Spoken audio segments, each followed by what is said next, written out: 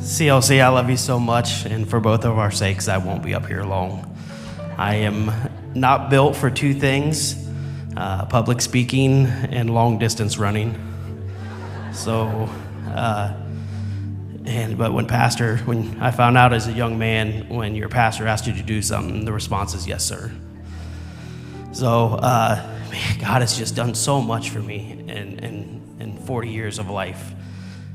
I can only think to start at the beginning. And my beginning looked like a very broken home. I come from a very broken home. I only get emotional when I start talking about what God has done for me. I tell you what, I can do anything else out there, but man, you get me talking about what God has done for me, the waterworks. So I come from a broken home. My father was a drug addict for almost his whole life. Almost. He was not at the end. But there was a very dark time. He was a drug addict. He was very abusive. My mother was an addict and an alcoholic. They were split before I was 1 year old. My brothers were addicts and drug dealers. My uncles were addicts and drug dealers. That was all I ever knew for the beginning of my life. I thought that was normal. I had no idea that there was another side to this. I thought deceitfulness. I thought drugs. I thought getting high. I thought that everybody was doing that. I just thought it was normal. I was searching for something, and I had no idea what it was. It was just empty. And I had so many wounds, and I had so many scars, inside, outside.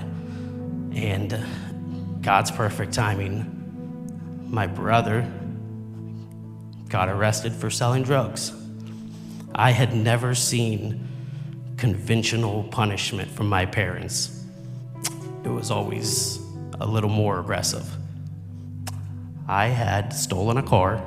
I was not a good kid. And I got grounded. And I said, I don't know what that means. But there I was, grounded. And my brother Josh, who I looked up to my whole life, showed up out of nowhere. And he said, I want to take you to church. And I said, I don't know what that looks like. And so I went. And here I was, just a hurt, confused young man who didn't know what he was looking for. And the first idea, the first example I ever had of God's love was with the CLC youth group. When this strange kid showed up who was a troublemaker, and they took me in, and they would say things like, hey, we love you. It would stop me in my tracks. We didn't say I love you in my household. I can't remember being a kid and ever hearing the words I love you. And to hear these strangers would just throw it out like that. And it just stopped me dead in my tracks. And I said, I guess I'll come back. They're saying they love me. And I didn't come to one service and everything was changed. But I do remember the service that it did change. I came in here and I didn't even realize how much I was hurting. And a pastor came up here and preached, and I was just overwhelmed by love. And it was immediately healing all these wounds. It was filling all this void that I didn't even know was there.